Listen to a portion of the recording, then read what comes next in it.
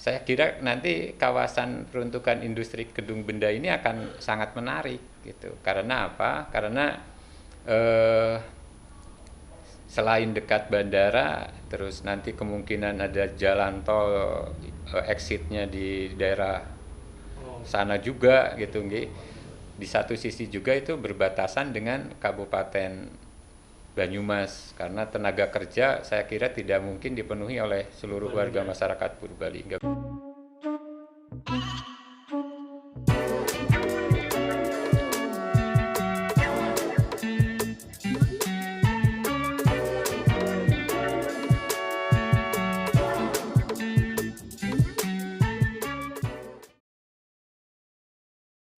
Oke, kembali lagi di Speak Sana, Speak Sini. Nah, kali ini aku bangkit lagi main ke sebuah tempat yang menjadi pintu masuk ini, ya, gerbang dari Purbalingga sebagai kota pro investasi. Ini dengannya sudah berpuluh-puluh tahun ya kalau Iya, ngomongin betul. investasi di Purbalingga. Nah, kita ketemu dengan Pak Ato Susanto. Ini Kepala Dinas DP MPST. TSP, iya, Angel angel ini. ya. Angel nyebutnya tapi pada dasarnya tidak seangel yang kita bayangkan kalau kita ngomongin soal investasi di Investasi, Purbalingga. iya.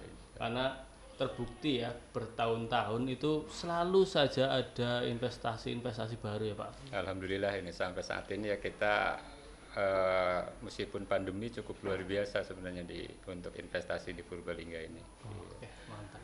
Nah, Pak Ato, mungkin masyarakat diupdate nih sebenarnya. Iya, Eh, Pandemi tadi Pak Ato sampaikan berdampak ke masyarakat. Nah, betul. pemerintah ini sebagai leader ya kalau ngomongin Iya. investasi ini dampaknya seberapa kerasa nih? Iya. Iya, memang ya kita paham seluruhnya tentu bahwa pandemi itu eh, berdampak kepada seluruh sektor ya, Ya. termasuk di pemerintahan, di investasi dan lain sebagainya. Khususnya mungkin ini kami di kantor yang menangani investasi, memang ini agak terasa kaitannya tentu dengan pada saat pandemi itu juga ada beberapa perubahan kebijakan dari pemerintah pusat. Tetapi secara keseluruhan pada tahun kemarin ini di 2021 realisasi investasi kita sebenarnya ini melampaui tahun-tahun sebelumnya. Oke. Ya, Tahun-tahun sebelumnya itu 2 tahun sebelumnya saat iya, pandemi. hampir ya setahun yang kita ini dilihat dari realisasi investasi ini memang rekor gitu, nggih. Oke. Kita cukup besar untuk realisasi investasi di Purbalingga, termasuk juga dari penilaian pemerintah pusat. Oke. Target investasi di tahun-tahun sebelumnya kita sebenarnya belum pernah mencapai eh, untuk pemerintah pusat ya, di targetnya itu paling kita di bawah 100 miliar dan lain sebagainya. Tahun kemarin itu kita di target 840 miliar. 840 40 miliar miliar oleh pemerintah di tahun 2021. 2021 itu. Dan alhamdulillah meskipun ini kita ya tipis gitu ya, kita tercapai 823 miliar. Jadi sekitar 98%. Oh, Ini juga luar biasa karena untuk target itu kan cara berhitungnya berbeda dengan kita. Kalau oke. internal kita hitung itu ada sekitar 1,4 triliun. Proyeksinya segitu. Bukan hitungan kita, karena kalau di pusat itu tidak menghitung realisasi yang dilakukan oleh perusahaan mikro. Tetapi Oh, kalau di kita itu mikronya dihitung itu mencapai 1,4 triliun sebenarnya. di tahun Dan 2021. di tahun 2021 ini juga ya kita bersyukur gitu.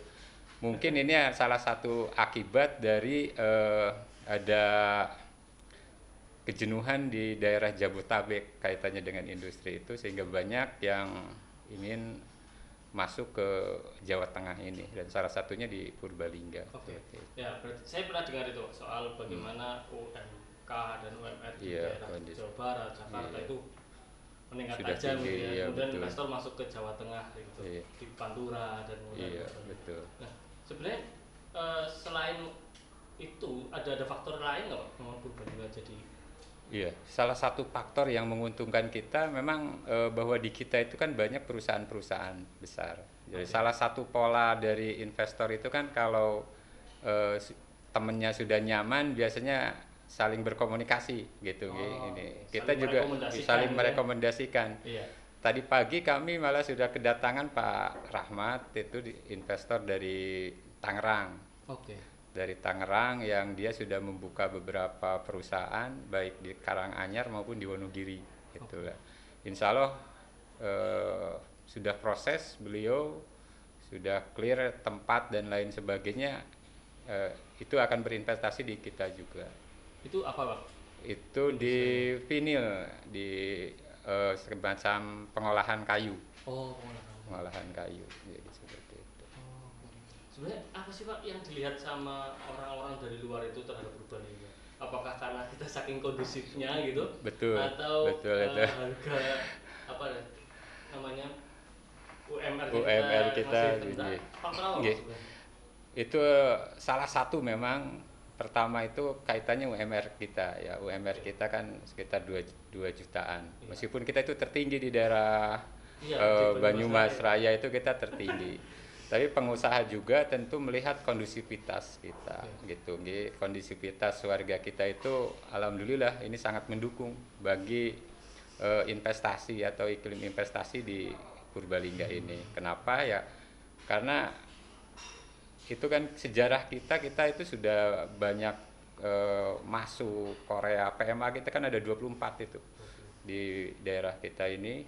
Ya, mereka tentu kan di sini itu relatif kondusif, tidak banyak hal-hal yang ya tidak yang mereka biasanya menjadi kendala seperti itu, baik dari proses maupun saat mereka itu beroperasi, sehingga ini tentu ya jadi salah satu daya tarik. Di satu sisi juga tentu Bupati, pemerintah daerah ini sangat mendukung, sangat pro terhadap investasi yang ada di Purbalingga ini, di daerah ini seperti Berarti itu. kondusivitasnya memang sampai level tidak ada yang ngurus-ngurus kan? Intinya seperti itu. Jarang sekali itu, karena kalau di daerah-daerah tertentu kan itu sangat dominan sekali gitu ya. Dan pengusaha biaya seperti itu kan cukup luar biasa biasanya kan untuk kondusivitas seperti itulah. Di sini itu alhamdulillah kita warganya seluruhnya sangat pro investasi sehingga tidak ada hal-hal semacam itu. Oh, oke. Nah, Pak, berbicara investasi, sebenarnya Iya. investasi di Purbalingga itu kan sebenarnya biasanya ada dua. Iya. Yang pertama adalah baru, ya Iya. dari luar, atau pengembangan gitu ya. Pak? Betul. Kebanyakan kita di mana ya, Pak? Di baru dan pengembangan itu kita relatif hampir berimbang, Pak. Oh, gitu. Iya. Gitu. Jadi seperti tahun kemarin itu, meskipun pandemi, kita ada NIB baru contohnya ya. Jadi orang yang berusaha baru di kita tercatat NIB dari Agustus itu Iya. sampai di bulan Desember tanggal 31 itu ada sekitar 2.600 NIB baru. Wah, banyak. Pak. Iya, itu orang yang mulai buka usaha Iya. itu Oh, seperti itu. kayak Bu Istri tempo hari cerita ya, Iya. UMKM berkembang pesat, NIB juga berkembang Iya, pesat. itu salah satunya itu. Di samping juga tentu ya banyak ini. Contohnya kita ada perusahaan yang cukup besar juga ya di wilayah kita yang baru insya Allah beroperasi, misalkan seperti itu. Jadi agak berimbang yang baru dengan perkembangan investasi ya. Dan kita menjadi satu ini apa tanda tanya tentu perusahaan di kita itu ya terdampak tetapi tidak begitu ini hitungnya tidak begitu signifikan gitu awal-awal saja itu masa pandemi Karena beradaptasi ya. iya sama pasar. beradaptasi kesininya itu tetap berkembang justru kalau kita dengar dari mereka saat kita berbicara contohnya dengan perusahaan-perusahaan rambut Iya. ordernya cukup banyak itu gitu bisa sampai sekian bulan ke depan itu mereka harus memenuhi akhirnya kan harus nambah karyawan harus lembur dan lain sebagainya seperti itu jadi iya. Mana di sektor perusahaan-perusahaan besar nggak terlalu Iya, terdampak. nggak terlalu terdampak. Kalau yang Seperti terdampak itu. memang yang kecil-kecil Yang itu. kecil-kecil seperti gitu. Putarannya mungkin lokal gitu Iya, ya. iya betul. Ada seperti itu. Nah, Iya. kalau kalau kita ngomongin promosi Iya. investasi, sebenarnya yang dilakukan sama dinas atau pemerintah itu kayak apa sih Pak? Kita kan kadang publik nggak tahu ya, tiba-tiba Betul. ada pabrik berdiri dan seterusnya. Iya. Ada metode-metode khusus gitu. Iya, betul itu. Saya baru 2 tahun mungkin ya di DPM PTSP. Kita pelajari tentu karena investasi itu butuh strategi promosi itu butuh strategi yang betul-betul tepat gitu nggih. Kalau kita mungkin hanya ikut pameran, hanya ikut sesuatu yang belum pasti itu Yang kita bukan stand saja itu. iya itu biayanya besar Iya. tetapi tidak efektif gitu. Kemarin kita juga ngobrol dengan beberapa konsultan sebenarnya berkaitan dengan strategi ini. Salah satunya kita memang harus berkomunikasi itu justru dengan pengusaha-pengusaha yang ada di kita gitu. Karena mereka itu memiliki jaringan gitu ya. Di kita maksudnya di lokal. Yang di lokal ini kita komunikasi seperti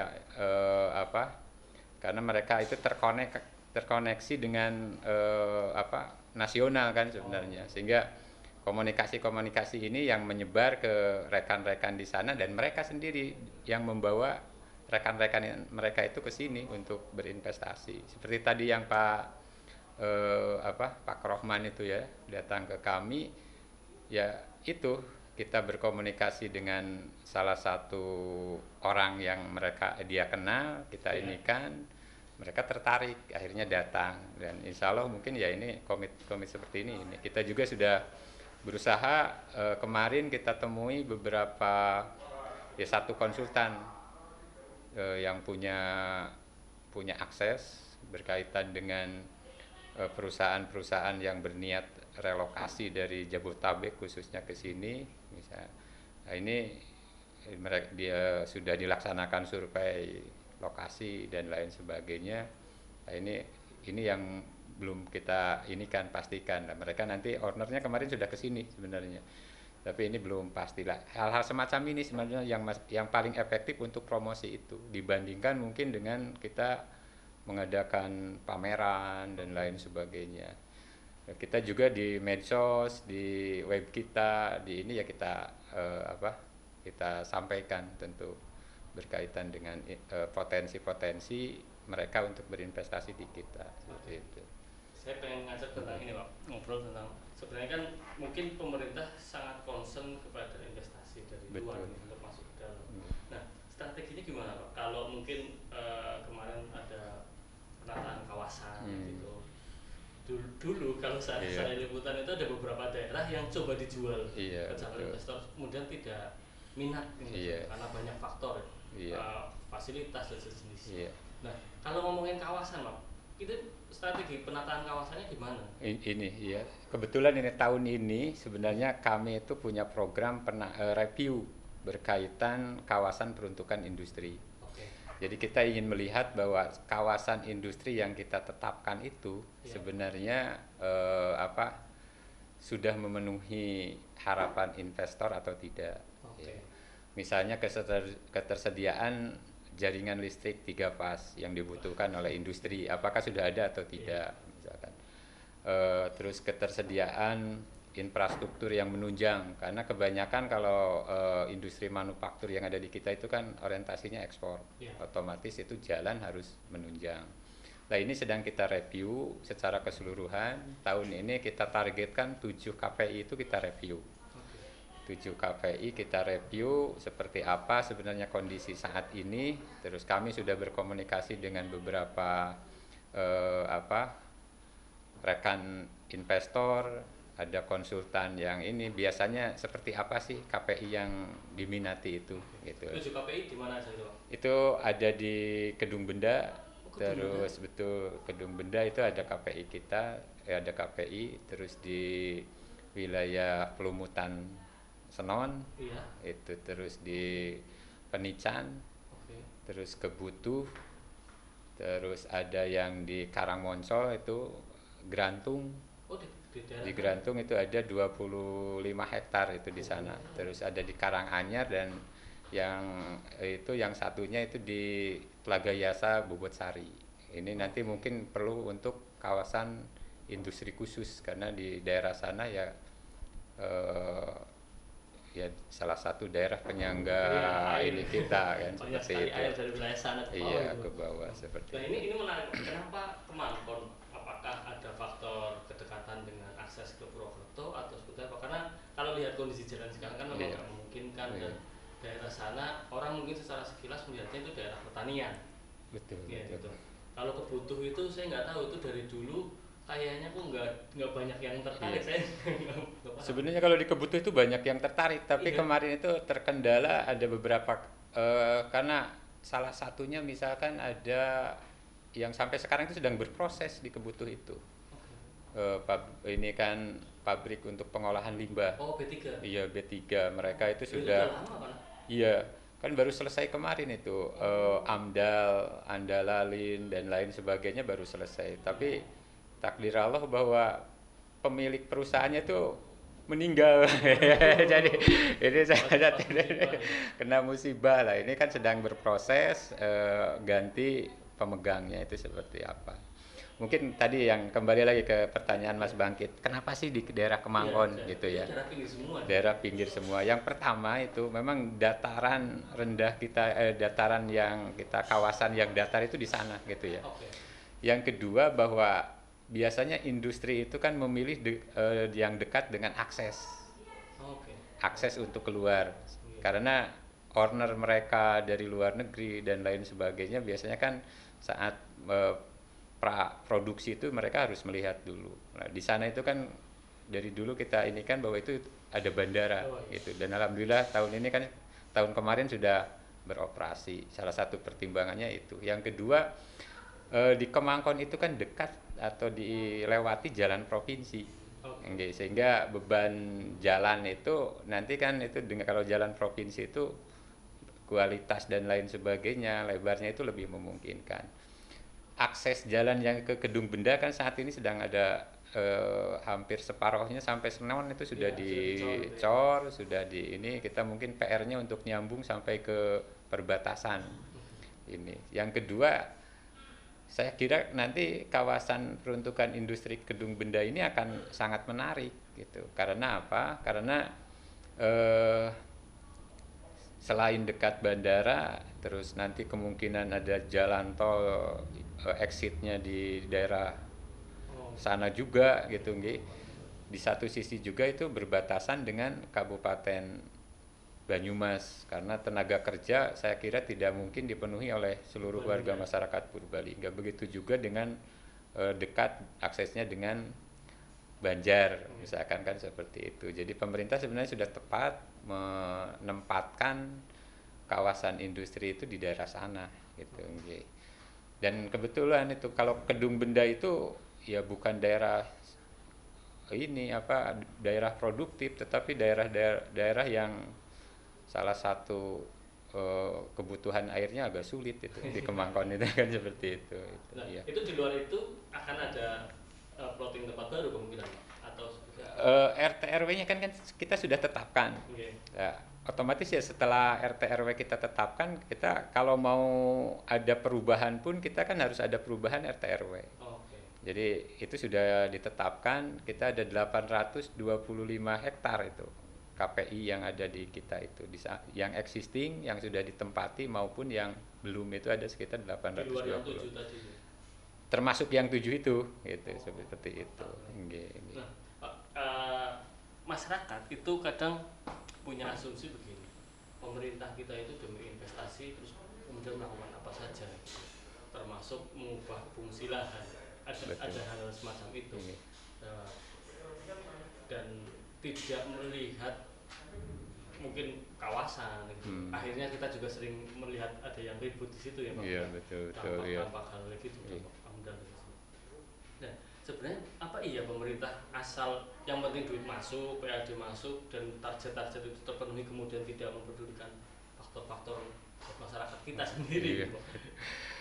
Itu ya hal mungkin anggapan bagi masyarakat yang belum paham ya aturan-aturannya. Sebenarnya kita pemerintah itu tidak akan berani nggih, untuk mengizinkan satu wilayah atau satu daerah untuk peruntukan industri nggih, kalau itu tidak dimungkinkan oleh aturan gitu nggih. Karena konsekuensinya berat gitu nggih. Di undang-undang eh, yang di tata ruang itu juga kan, itu kalau kita melanggar itu konsekuensinya lumayan itu ya, dari mulai denda sampai kurungan, hukuman siapapun nanti yang mengizinkan eh, satu wilayah yang tidak diperuntukkan atau tidak diperbolehkan untuk satu kegiatan industri misalkan terus diizinkan, itu seperti itu. Pasti bahwa pemerintah mengizinkan industri ya di wilayah yang dimungkinkan peruntukannya.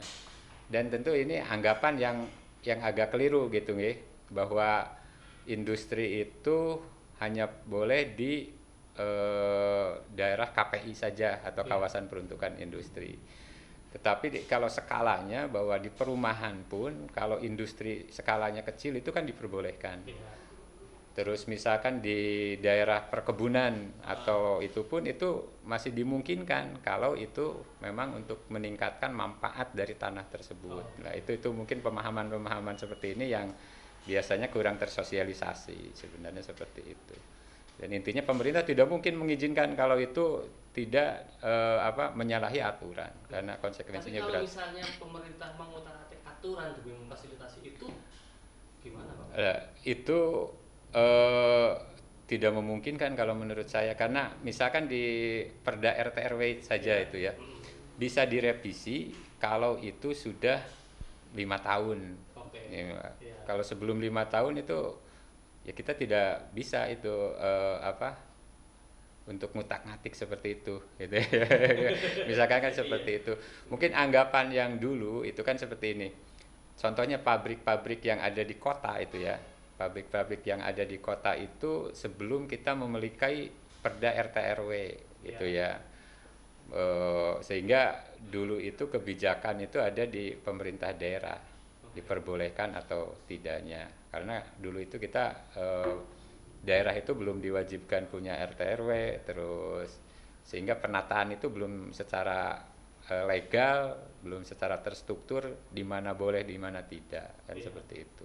Baru tahun 2010 kita buat Perda RT RW, dan pada saat itu ada mungkin daerah yang ada industri tapi tidak dimasukkan, mungkin itu anggapannya sehingga seperti itu gitu ya. Jadi itu seolah-olah itu ngutak-ngatik dan lain sebagainya. Bagaimanapun kan satu aturan tidak mungkin kita membubarkan existing tanpa ada solusi, kecuali kita bisa mindah secara keseluruhan kan, itu biayanya cukup luar biasa kan seperti itu. Nah, ini kan memang karena publik itu kan belakangan sering berhadapan dengan berita-berita yang gitu. Betul ya. Investasi udah mulai dibangun, problem serius buat masyarakat. Seolah-olah masyarakat dilangkai kemudian banyak hal itu. Nah, mungkin Purbalingga yang sering muncul mungkin yang di Galian C mungkin ya Pak, betul, yang ramai dampak. Kalau melihat manufaktur kayaknya belum pernah ada yang bermasalah gitu, kecuali kaitannya ke tenaga kerjaan. Nah, kalau kita ngomong strateginya pemerintah ke depan, sebenarnya ngomong bagaimana mempertahankan image pro investasi ini seperti apa selain RTW tadi? Ya, kita tentu setiap perusahaan atau investor itu harapannya kan seluruh proses itu lancar, tidak terkendala apapun. Nah, ini yang kita lakukan. Ya. Kalau saat ada investor itu berniat investasi, beliau Bu Bupati sudah memberikan arahan kepada kita untuk difasilitasi. Misalkan ada satu investor datang akan bangun seperti apa, kita kumpulkan seluruh stakeholder terkait, dari desa sampai kecamatan sampai dinas. Kita jelaskan prosesnya, jadi seluruh dinas yang terlibat kita berikan pemahaman sehingga kita itu satu persepsi kalau ini boleh berarti itu lanjut, kalau tidak itu kita ini, sehingga di awal itu sudah ada kepastian dia boleh atau tidak, dari mulai RT persetujuan kesesuaian ruang, pemanfaatan ruang, terus kalau yang ini yang menjadi kewenangan kita misalkan ya, terus dari dokumen lingkungan, dari andalalin dan lain sebagainya itu kita rapatkan, jadi pasti sehingga investor itu dalam mengurus atau proses pengurusan izin-izin itu bisa simultan ini. Cuma saat ini memang kita karena ada perubahan aturan, ada undang-undang Cipta Kerja itu gitu nggih. Sebenarnya dari sisi perizinan, dari sisi apapun pemberlakuannya harusnya sama dimanapun gitu nggih. Tidak di Purbalingga, tidak di mana dan lain sebagainya, itu harusnya standarnya sama gitu. Jadi yang harus kita tingkatkan bagaimana kita bisa mempertahankan bahwa ini daerah kita daerah pro investasi, itu komunikasi, tentu komunikasi dengan rekan-rekan kita yang ada di sini, komunikasi dengan warga masyarakat gitu, sehingga pengusaha itu bisa berusaha dengan nyaman, memberikan manfaat kepada warga masyarakatnya, seperti itu mungkin ini. Pak, saya jadi ingat ya di medsos gitu ya, atau apa. Sering ada komentar nanti pabrik itu akan pindah investasi. Sebenarnya kalau melihat kondisi sekarang dan dampaknya mungkin nggak sih pabrik-pabrik yang PMA itu atau bahkan yang lokal itu kemudian cabut aja lah dari Purbalingga lah gitu. Kalau melihat kondisinya. Kalau saya melihat kondisi saat ini, saya kira kita masih sangat kondusif untuk para investor yang ada di sini itu, dibandingkan tentu dengan daerah-daerah lain. Dari segi dukungan pemerintah, kondusivitas masyarakat itu saya kira ini sangat mendukung untuk Purbalingga. Kalau mungkin atau tidaknya, kita kan mungkin ya perkembangan ke depan seperti apa, karena di kita itu kan sebenarnya contohnya pabrik-pabrik yang ada itu kan sifatnya padat karya semua. Padat karya semuanya. Ke depan tentu bahwa dalam industri yang saat ini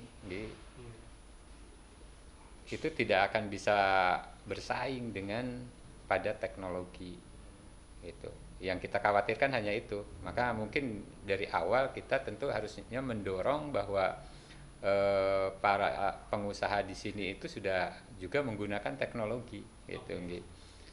Karena di sini kita kan padat karya seluruhnya, sehingga pada di daerah di luar, di Cina, di lain sebagainya itu kan sudah pada teknologi semuanya. Jadi orang mungkin manusia 1 menit hanya dapat sekian, mereka kan sudah dapat dan pasti presisi kan, presisi terus akan lebih murah kan, seperti itulah. Ada kemungkinannya seperti itu. Tapi kalau dari sisi kondusivitas, saya kira kita masih kondusif gitu, dan kita kalau kami ngobrol dengan rekan-rekan investor yang hadir ke sini ya, Purbalingga masih menarik untuk mereka berinvestasi seperti itu.